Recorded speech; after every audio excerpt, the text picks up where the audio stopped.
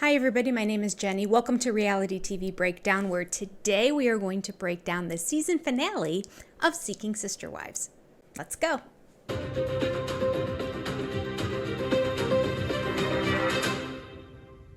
Okay, it was a good episode. They've all been good episodes, haven't they? This has been good. Maybe because I'm also reviewing Vanderpump Rules, which is not so good. Makes me enjoy this one so much more because the time just flies when you watch it. And I feel like I'm constantly writing down comments and quotes and things that are from the show to be able to share with you and give my opinion about. All right, in the season finale, we have just 3 of the families. The 2 families we do not see are the Salahudins and also the Sherwoods. Now, we do get updates on them at the very end of the show, so we'll go over the updates at the very end. Stay to the very end. You want to stay to the end of this video if you haven't watched the show so that you get all the updates on all the families. And by updates, I will say that it is a big leap from when the show ended after this season finale about what's happening with them. And yet, it's still about a year ago in terms of updates. So who knows what's really happening today. I personally refuse to go on Facebook and Instagram and social media to look up anything about it because it just takes the joy of watching the show out when I know things in advance. When I heard that Danielle was pregnant, it just would have been so much better to find it out on the show. Spoilers are just that. They spoil it, right? All right. Let's start with the Davis family.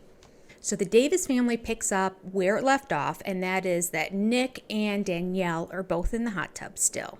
Nick is asking Danielle, are you still okay with the fact that Jasmine's here? I know this is different. I know that being in person is different than just talking about it. I know you had a difficult time even when we were just talking about it. So what do you think? Then we have a short clip of Danielle just struggling to put all her thoughts into words, of which she still doesn't really put her thoughts into words. I naturally get along with her, as we all do, I'm pretty sure. And so, honestly, dating in general still makes me nervous. I'm still very new to this in different ways. That's okay. And does Danielle want this or does Danielle not want this? I'm curious to see how things are going to continue to grow, but I'm feeling pretty good, and I want to see how things go. And if you watch this channel or my other channel, that I am very honest. You may sometimes call me a waffler, but the truth is, if somebody does something good, I'm going to point it out. Doesn't make them a great person. But I don't want my whole channel to just be I'm bashing. That's boring and low-hanging fruit. I want this to be elevated a little bit in terms of intellectual evaluation, if you will. It's not that. On a basic level, not a psychologist. All right, so at this point, Nick is asking Danielle several times and in several different ways, using different words, again, are you sure?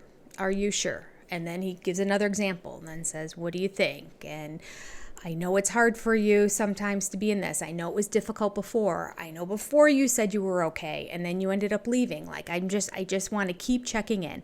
I appreciated that. I appreciated that.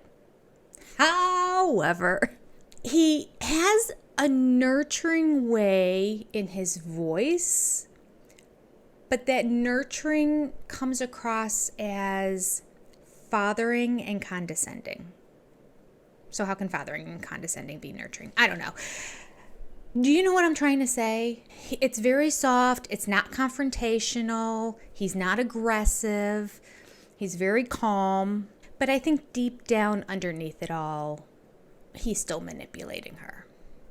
That being said, he didn't just give her one opportunity and have her say yes and then go on and say, but you said. No, he gave her multiple opportunities. In Danielle's talking head interview, she admits she still can't speak up. Be the one that's like, hey, I'm not feeling this. And so sometimes I find myself compromising when I should be just putting my foot down about things. And that can be kind of hard to do. We cut then to the bedroom, and they're all talking about the sleeping bed arrangements for the evening, where they're going to go, how it's going to be, etc., etc. This scene specifically was disingenuous to me. And again, because of the spoilers out there, there's no way of getting around it because I have a channel. I could read none of the comments that people write below my videos, but I feel like that disengages me. Why I want this to be a communication. Can I read every single one and respond to them all? No, but I sure do my best to try. And depending on how busy a given week is, sometimes I even succeed. All right. That being said, we know that Jasmine is in photographs with the family as far back as 2021. Wah, wah, wah. So her entire storyline is contrived, fake. Actually, I was thinking that she probably always wanted to be in the family, was thinking about getting in the family, and they're like, hold off, let's put it on the show. And so they all pretended like they didn't know her. So that's where we were coming from. So with that perspective, I went into this bed scene with them all acting like they didn't really know her and didn't want to offend her, and her being surprised by the big bed. And it's disingenuous. I just felt like, next scene. I'm not interested in reality TV shows full on acting. There's enough crazy people in this world that we can put them on television. We have the Mayfields. Come on, people. We do not need to put families on and create storylines that don't exist. All right, so anyway, that night they all go climbing into bed, and Jasmine has a full-on, like, almost like a cat suit. Has little spaghetti straps, and it's black, so it looks like a black tank that goes into full black leggings. There is no access to any parts of her, which I thought was kind of brilliant because she ended up sleeping in the middle next to Nick. So they go to sleep, wake up the next morning. I'm assuming nothing happened. I know I said in the last video that I'm suspicious that there might be more stuff going on, but at least this past night, I don't think there was. So Jasmine shimmies out of the bed, feet first, since she's in the middle, and they all share the same sheets. They should have their own set of sheets. They should get like twin sheets that they put on it, and then you have your own set of sheets for rolling around. You give really good advice. Jasmine goes into the kitchen. Danielle is there already. She's making some coffee. They go outside on the porch and decide to talk. Again, all contrived. You know, the cameras were in there when she was shimmying out of the bed. Later on, the other women are like, I didn't even know that's how I never even heard you get out of the bed. They were all awake by the time the camera people were in there. I just wasn't liking it. Just wasn't liking it. There you go. So outside, Danielle is sharing with Jasmine how difficult being in this type of relationship can be, how she went through periods of difficulty herself and how she kind of grew through them and how great the family is. But, you know, she's there and she understands if Jasmine has anything that she wants to share. Blah, blah, blah. It was nice, and Jasmine was well receptive of it. But Jasmine is quick to say that she doesn't think she's going to have... Oh, wait, let me just say. In the talking head, Jasmine is quick to say that she doesn't think she's going to have any of these problems because she's self-confident. A little bit of a dig at Danielle, but I mean, it's true. Danielle does not have a whole lot of self-confidence, and Jasmine appears to have a plethora of it. After everyone gets up and she's getting ready to go, she shares in the Talking Head interview that she's now looking forward to spending one-on-one time with each of the wives, and then also group time with all of them, and some more one-on-one time with Nick to really get to know them. But she's very encouraged by it all and could see herself moving in there with her son. I don't know what more she has to learn than what she learned the past 2 to 3 years. Being friends of the family, but okay. Moving on. So in the evening, the Davis family, minus Jasmine, are all sitting down in the kitchen, having a bite to eat. And they're talking about what they think of Jasmine. And there's a general consensus between Jen, April, and Nick that she was nice. Everything's, you know, like there wasn't a strong feeling one way or the other than, you know, we liked her. And then, of course, they said, Danielle, what do you think? Again, this could all be staged, but whatever. We'll just play along and act like Danielle found her voice. Ah. Okay. Danielle said that she likes her and that during the overnight visit, nothing went wrong, but it also didn't really go right in her eyes, or at least not right enough, according to Danielle, not Danny, Danielle. Danny is abbreviation for the other Danielle. Okay. I say that just because I did notice once I used the word Danny in place of Danielle, talking about this Danielle. So I apologize for that. It might have been in the last video I made. So Danielle goes on to say that she's just not head over heels liking her, which I found interesting, head over heels in terms of a platonic relationship, but that's how she described it. She said she's not head over heels like she was when she met Jen and April. At this point, April's nodding her head and she agrees. She said that she felt Jasmine was reserved with them. And she said she took responsibility, saying maybe I'm being too reserved with her as well. I don't know, but it didn't have the same kind of flow.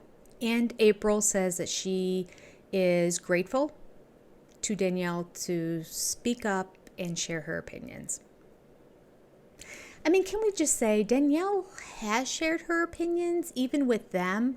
I mean, some of them were in the Talking Head interviews, and maybe that was so far after. I'd have to go back and look at it because I know she's done it in their presence before, but maybe they were all the couch interviews.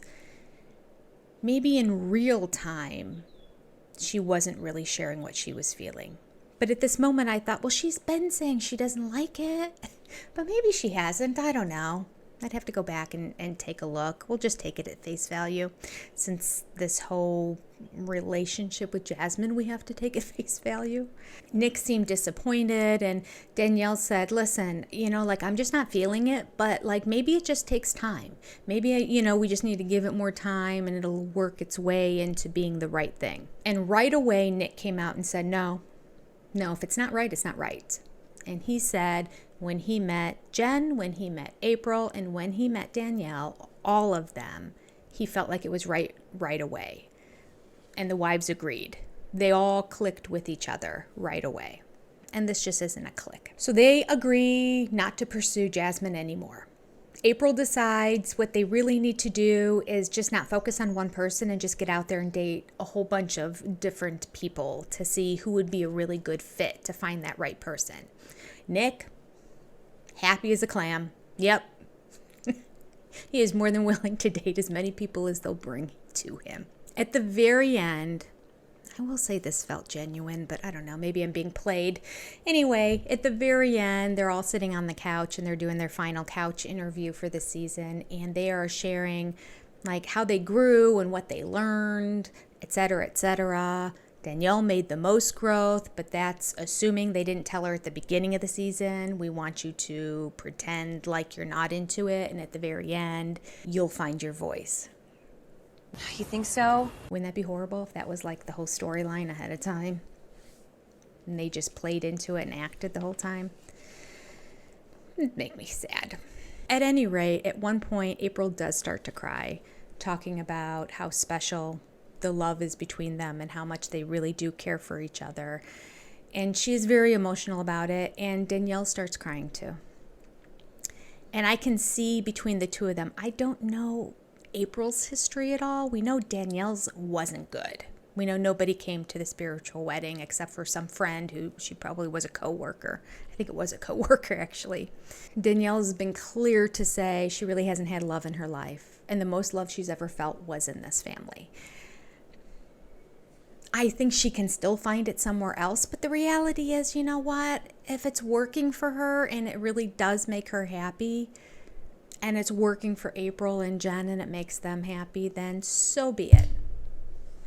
I don't see the need to add any more sister wives other than to just have a platform for the show, maybe.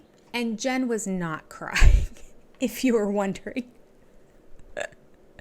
It's funny. I mean, I think these wives really do love each other in a friendship kind of way, in a sisterly kind of way, and maybe even Jen.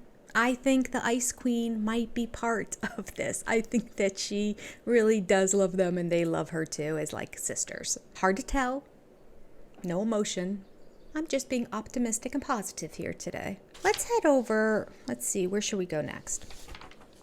The Mayfields have a lot, so we'll just leave them for the end because that's our tradition on the show, besides last episode anyway, and then the one episode that they weren't on. So let's talk Ryan family. We have Justin coming home from his date with Yari. Remember the one where he was just like, oh, we're just going to have to move on. She's not into it. And he didn't really say a whole lot to her directly other than let her know that I might be, our family might be looking for another person, which she just took as an ultimatum and didn't really like that. You can watch the last episode. The whole communication was terrible between them. So Becky's giddy. She's like, how'd it go? How'd it go? And Justin says, well, we just talked about how it's been slow going and very slow, and it's been a few months of dating already, and I'm okay with that. Are you, Justin? Are you okay with it? Because the last episode, you looked very offended and hurt. Like somebody took your toys and ran away, and you were lashing back. He is skimming over the issue and saying, I don't know about her being committed. And she's like, what do you mean? And he's like, well, finally he just says, she did mention that she wants me all to herself. Becky's like, I don't understand that. That's not how it works. To which I thought Justin was going to say, yeah, I know. And I told her I'm just moving on and that's not going to work out. But he didn't say that. He's him-hawing around. Becky's pushing for details. She's the interrogator. She's like, well, did she say this? Well, what about this? Did she say this? What did she say about this? What about this? Justin is basically lying to Becky. He makes it sound like, no. She doesn't want to have just me take me away from you. That's not it. She just, then what? That's what she said. Caught you lying on film there, Justin. And Becky, she's just like, well, I guess we have to move on because that's not happening. You're not leaving me. She has the confidence of a tightrope walker, untethered. All right, you go, Becky. I gotta say, I love the confidence. And it didn't appear that she was trying to compensate. Like, well, that's not gonna happen. Like, she didn't seem nervous. She was solid. She was confident. Well, that's not gonna happen. So, guess we're moving on. In the couch interview, we have Becky comparing Yari to Stephanie. And she said her and Stephanie connected and clicked right away, that they were like sisters. They were on the phone at least once every day with each other, which, knowing that information now, it kind of puts into perspective how hurt she was when the whole breakup happened. Because essentially, Stephanie really did break up with Becky in terms of their friendship or their sisterhood. Doesn't make her seem quite as crazy. I mean, the whole notion of these sister wives is crazy. But it's been clear in this episode, they should have called this episode Desperate for a Sister, or even Desperate for a Friend, because we'll see this again with the Mayfields. But it really just seemed like Becky just wants a gal pal. She's just over Justin, and for some reason has no other friends.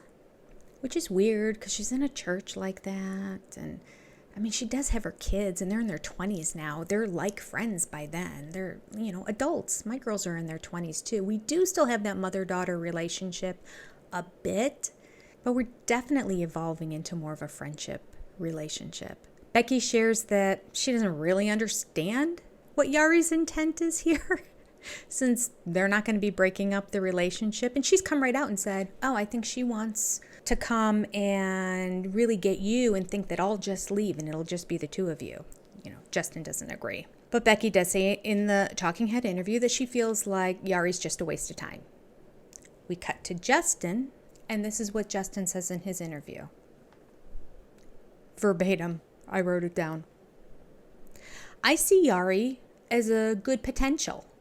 Because, obviously she's beautiful, but she's really conflicted. Now that I think about it, I don't even think that was the Talking Head interview. I think he sat on the couch right next to Becky and said that. When Becky sees the episode and sees how Yari was very clear that she wanted Justin all to herself and Becky out of the picture, I'm watching this thinking, the fight that's going to ensue in that house. Because Yari is not conflicted. She knows exactly what she wants. She wants Justin, and she wants Becky gone. She wants to live in that big, beautiful house with Justin. Ew. But she does. They agree they are going to just continue to seek another sister wife. And that brings us to the Mayfields. Now keep in mind, you need to stay to the end of this, because the very end of the episode, they do a recap, just kind of a quick snippet of where they are now. And you want to know that information, okay? Don't go anywhere. It's worth it, I promise. I'll even put photos in. So we get to, oh my goodness, there's no way I'm going to be able to record all of this before I have to start work today. I will do what I can and then come back later. So if I look completely haggard later on, it's because I just did 8 hours of speech therapy with kids without a break. Let's get started though. Here we go. We start off with the evening stay-in date. So the date is at their house, which I would do too. They have a beautiful house. It's even decorated really beautifully. I like a lot of it. Some of it's a little dated, little push and a nod too much on the 80s browns, but all in all, a lot of great furnishings and choices in terms of final touches. Okay, not that you care. I just live in a house that is from the 80s, the late 80s. It's okay, each to their own. In general, you can tell there's some expensive furnishings and appliances, etc., that are in there. All right, let's go on. Why are we talking about this? I do not have much time. So they do a stay-in date. And they just grab a drink and they go sit down. Now, it does appear that Miriam is drinking, and somebody did point out after the last video, if she's Muslim, why is she drinking? Good question. I don't know. Maybe it's kind of like Christianity. I know with Christianity, there's a lot in the Bible about not getting drunk. And of course, everyone, including Jesus, drank wine back in the day because you had to, because a lot of the water was unsafe. It was fermented over time, which killed the bad bacteria, and it was a safe way to drink. And because that was the main way that people drank back in biblical times, that's why there's so many suggestions and laws on don't be a drunkard. And some people have taken that to another level and interpreted it as we should never have a drink of alcohol because it alters your state. Completely in support of that for those who believe that. I like a sweet wine every now and then and an amaretto sour and occasionally a margarita. I can count on both hands how many drinks I have in a year though. Just not interested in drinking my calories. Let's go on. So they sit on the couch. And Garrick is sitting, you can't even see me because it's probably too dark with the light on behind me. But he's just like awkwardly looking at her and sitting next to her. And she's like, "Are you comfortable?" And he's like, "Oh, yeah, let me get more comfortable." And then he gets like really close to her. And I'm thinking, that's not what she meant. You just looked really awkward sitting there. So he goes and he sits next to her. He looks just as awkward and uncomfortable. Puts his arm around her and his legs are awkward. And he has no game. None. I thought it was nice. Cozy, I like all of this. Are you comfortable? Mm-hmm. Okay. Scoot closer, huh? There you go. But, I like it. Yeah. I did a good time with Danielle today. Miriam does not seem terribly receptive to it. At this point, Garrick goes ahead and shares with Miriam the qualities that he's attracted to in her. It's nice that Garrick is getting deep. Oh, did I forget to mention they're all superficial. Miriam is definitely a gorgeous, curvy woman. I mean, she's full-figured, which is nice. And she definitely knows how to doll up, which is a nice quality because some women just don't know how to do that. Because some women just don't know how to do that.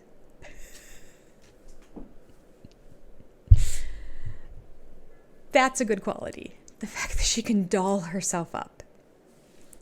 Oh my goodness. And then he's judging the women who won't do it too. Because some women just don't know how to do that. Oh my goodness. This man has zero depth to him. Zero. There is nothing about the content of her character that he shares that he finds attractive. Quite frankly, I don't think he knows much about it. I know for months they've been kind of dating online. I don't know what they talk about. But Miriam in her Talking Head interview keeps pointing out that she wants to get deeper and she needs to pull more out of him. And so I feel like maybe she tried, but she didn't. Like deeper subjects, philosophy, religion, upbringing, child rearing, opinions on economy, environment. I mean, meaty topics. Not, you're so pretty. You have nice curves. It's just the worst. I just can't relate to this. There is a physical attraction a little bit to people at the beginning. But generally speaking, if you're truly interested in a relationship, you want to talk to anybody. Anybody who you're not repulsed by. I just can't picture myself kissing this man. All right, that's not your guy.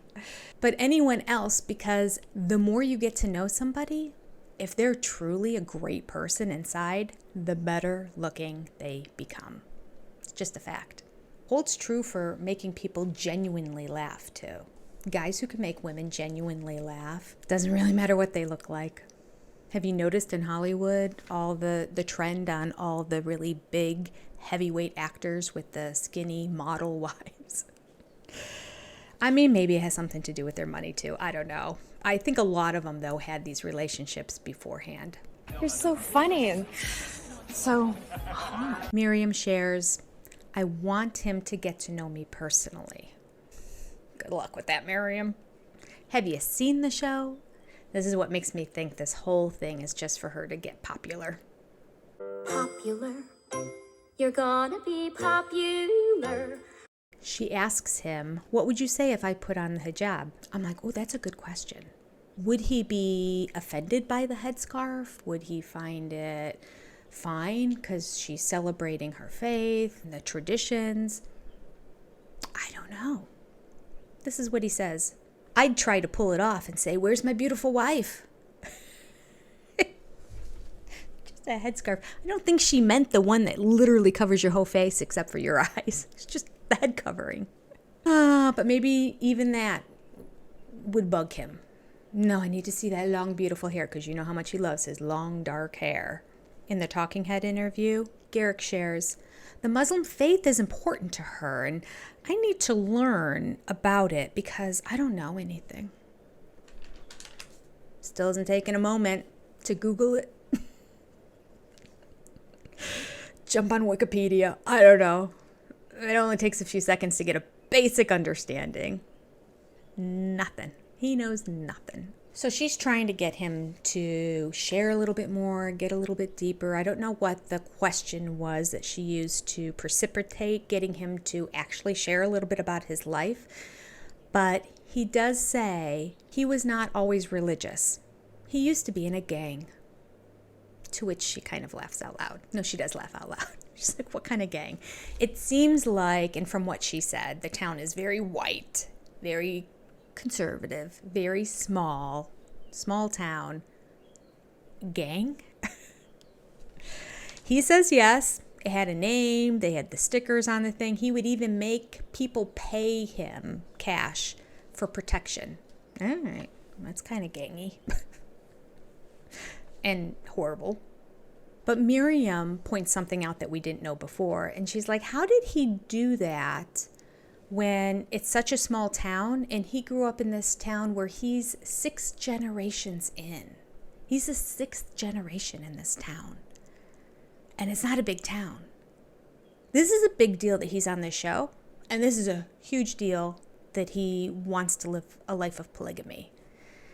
And as we know, his family cut him off. I don't agree with ever cutting anybody off, just to say. That's my own personal opinion, but I don't know. If Garrick were my son, I don't know what I'd do. So near the end of this date, where Miriam managed to shift her body weak so she was facing him and he was no longer touching her, she says she is interested to see where this relationship is going to go, but she wants to make sure it continues slow and steady, i.e., keep me on to the end of this series. But there's nothing going to happen between us. I don't even think she kissed him. She does share with Garrick directly that she didn't want to live here. I think that's how she put it. And he's like, well, I'll get you another house. Oh, isn't that interesting? He's ready to buying houses for people. She's like, no. I can't live in this town. She goes, I'm the only one that looks like me in this town. She wants to go back to a larger city. And of course, Garrick's like, well, this is my home. Although, again, we do know that they are looking into possibly moving and possibly moving out of the country even. They're open to any place God leads them. After this whole date, it's so clearly obvious that she's very uncomfortable there. She just wants her 15 minutes of fame. She didn't reciprocate any of his advances, and he in his talking head interview is confused by it because he doesn't know if it's him or if it's just her culture or her religion. I wrote on the paper, it's your first date, dude. Get over yourself. And yes, it's you. So the next day, Miriam is getting ready to go back to the airport. Danny's in a great mood. She's like, this went great, didn't it? This was a great weekend. And you can see written all over Garrick's face, no. There was no hugging, cuddling, touching, kissing. He got nothing. He was shut down. He didn't like it. Now, in his talking head interview, he said, oh, it's fine. It's okay that everything's going slow. But no, that's not what he's really feeling. We know him by now. Let's watch. Almost time to go, huh? Yeah. It was a good trip, huh? Quick but good. Quick but good, but yeah. Miriam goes on to say that she plans on returning and she'll see them in about another month or maybe right after the baby is born. So that implies that the baby's birth is probably only about another month, between month and 2 months out. So my guess of her being 7 months pregnant, I think, is even more conservative. I think she's probably closer to 8 months pregnant. And can I just say, being 8 months pregnant, as they're walking to their car to take Miriam to the airport, Danny is wearing, I don't even think they were 2-inch. They were like 2.5 or 3-inch high slouchy boots walking on this uneven gravel, like 8 months pregnant. The poor girl has to always look her best for Garrick. You know, not everybody knows how to do that. Some women just don't know how to do that. And now we cut to the best part. This is now 3 weeks after Miriam left. Danny is self-recording herself on a cell phone, crying, all upset because she said that things with Natalya have gone from bad to worse. She said that Natalya just keeps getting more upset. And Danny says she's just praying that God is going to work this out for them because she loves her. Really? Did you say that straight to the camera's face? What do you mean you love her? I don't think so.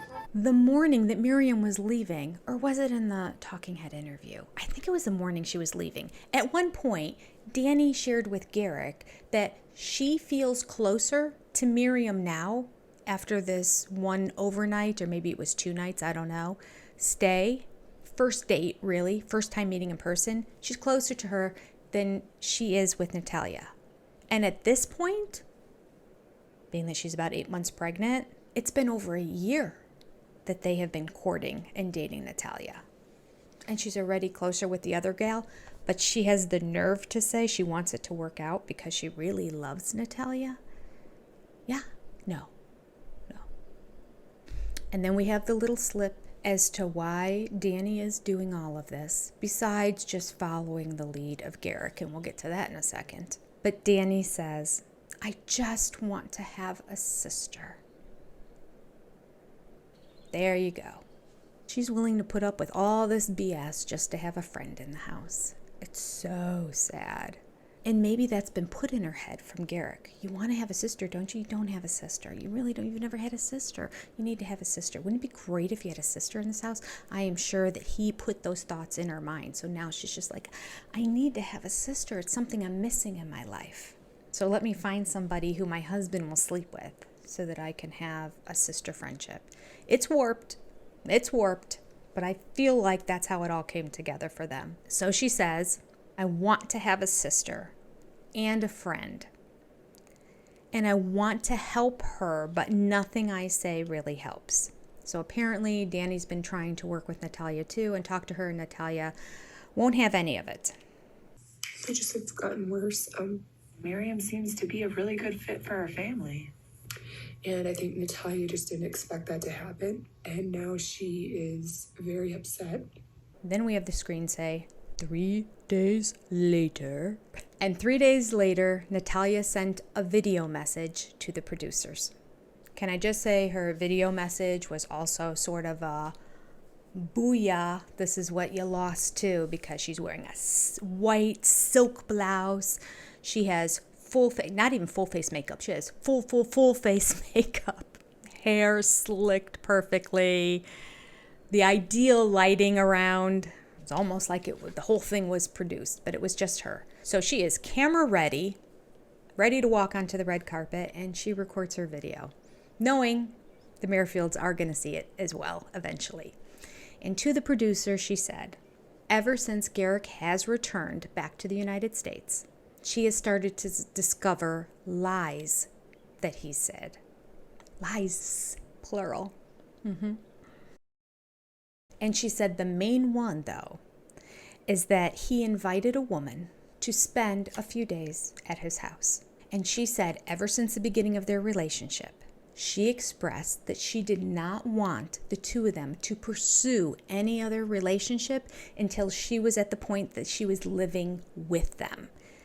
Basically said, I don't know that I can handle this. Emotionally, it'll be too hard for me. It's a justifiable request. Listen, wait until I'm with you and then go ahead and pursue, because I'll be a part of it. I will not feel a part of it if you do it without me. So promise me. And Garrick promised her. Oh, snap. This is getting interesting. She said he agreed to wait until she arrived. Maybe the same thing happened with Roberta. All I can say is God does not like it when you lie, Garrick. He must not have shared that tidbit of information with Garrick when he was in the garage, wafting through. And of course, Garrick didn't get it from the Bible because, he can't possibly read it based on the things that he's been saying on this show. There's the Bible according to Garrick that he believes in. And then she goes on. In addition, Garrick began to demand total submission to him. You just knew it. You just knew it. That's who he is. She said, I don't agree with that. Yeah. Garrick must not be aware that when God created women, that he put brains in their heads too. So Natalya goes on and says, for these reasons, there is no longer a relationship. And according to producers, the day after she sent that tape to them, she went ahead and officially broke up with Garrick and Danny. So she actually said the relationship was over and let the producers know before she even let Garrick know. It's just kind of funny. So you think because it didn't work out a second time that Garrick must now have some introspection and reflection and be able to realize what he did wrong so he can do it different next time? No, of course not. Come on. Jokes. Garrick's response, totally defensive. Are you shocked?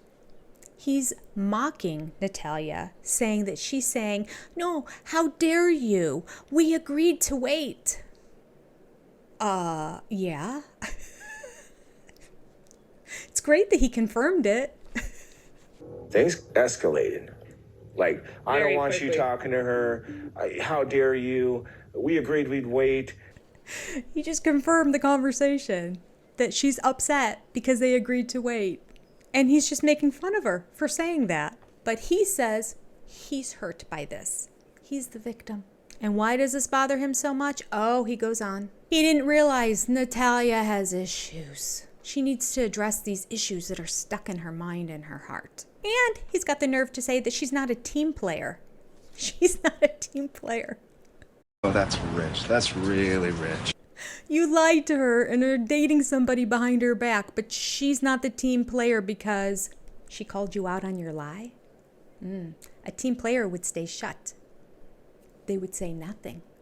They would be submissive. She is not a team player because she is not being 100% submissive to him. Garrick goes on to say, I don't want to lose her, But if she won't face her problems, again, what are her problems? That she called you out on your lie.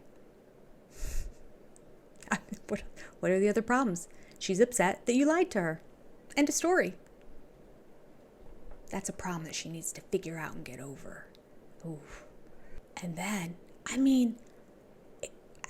with each line out of his mouth, my mouth was like agape watching it. I'm like, he then says, if she can't face her problems, then she's not going to grow up, mature, and change. And I'm glad that I know this before I brought her over to America and then would have to deal with it.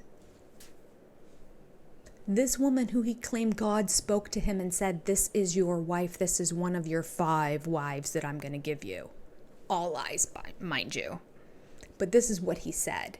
He is now saying that she needs to grow up, she needs to mature, she needs to change, and he's grateful that he didn't bring her to America and have to deal with her in this state. Same girl she was for the past year, but she's calling you out now, Garrick.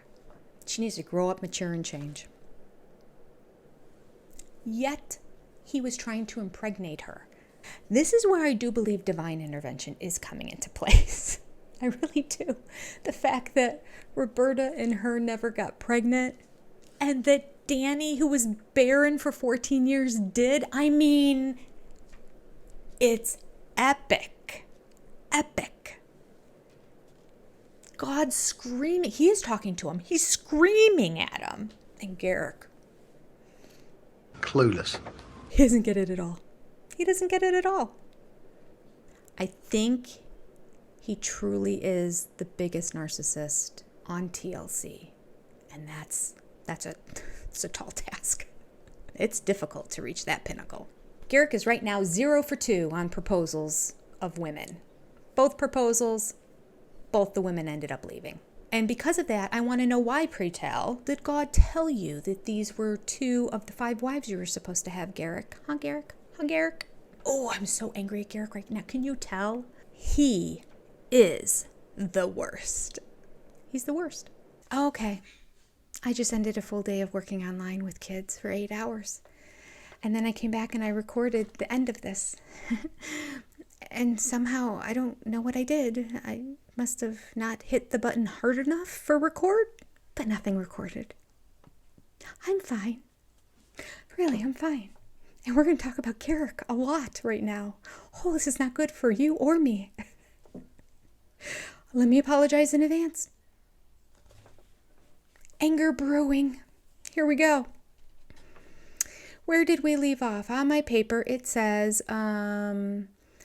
you're the reason, Garrick, why Christianity gets a bad rap. Your lies, your mistruths, your misinterpretations. Stop it already. Step off. Proof is on the film. God is not talking to you and telling you to marry 5 hot women. Okay. I was angry when I wrote this too, clearly. He's a doofus. He's a dork. He's deceptive. He's a devil. I have never called anybody that in my life, but man, this man has earned it. He's earned it with all his blasphemy, his mistruths, his misquoting of the Bible. Oh, he's the worst. Okay. So the last thing I said is that God is not talking to you, telling you to marry these 5 women. And then I have a little note here saying what I would give for some average Jane girl, slightly fluffy around the waist, small boobs, short blonde hair, no makeup, to come to Garrick and Danielle and say, God told me I'm one of your wives, and just see what he does. Somebody with a fantastic personality, of course, and a strong faith. Just outwardly average. I just want to see it. I want to see how Garrick tries to wiggle out of it. Garrick says, Danielle and I have a strong relationship with God. What God? I don't know. Some God. His own God, really. God, small g. He goes on to say, God doesn't make mistakes. That's true, but you do. And maybe your God does make mistakes, because twice he told you the wrong person to marry. So, know who you're talking to. He goes on to say that all those bad things that are happening are for my perfection and my change, and I'm going to be thankful for all the pain and suffering that I'm going through because it is refining me and transforming me. It's not. He's not refined. He's not transformed. It's exactly the same. He may have gotten his ego bruised a little bit. He hasn't been refined. And he's certainly not transformed. He's exactly the same, doing the same thing with the same kind of women. I'm sick of them. Sick of them. Yes, I am. I wrote down here on my paper, you are not learning, you're not maturing, and you're not growing up. The same 3 things he told Natalya. She needs to learn, she needs to mature, and grow up. Well, guess what, Garrick? You're not learning, you're not maturing, you're not growing up. Oh, he's like a wolf in sheep's clothing. He literally makes my skin crawl and my stomach upset. Okay. This takes us to the very end of the episode. That was it. Now we are going to the where are they now? So it's 2 months later, and baby Leia, probably Leia. It's spelled like Princess Leia, I think. Although it's spelled Leia. When 2 vowels go walking, the first one does the talking, so it should be pronounced Leah. I don't know what it is. Anyway, she's cute, and I'm very happy for Danielle. I'm happy she got a baby girl. Baby girls are just different from baby boys. It's quite the blessing after 14 years of not being able to get pregnant. I think that's wonderful. I'm not happy for Garrick. I've got nothing to say about Garrick. I actually hope she leaves him and takes the baby with her. She has biblical grounds for leaving the man.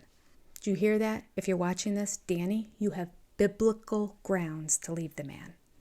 He is abusing you. He is mentally beating you down and abusing you. Okay, we need to move on.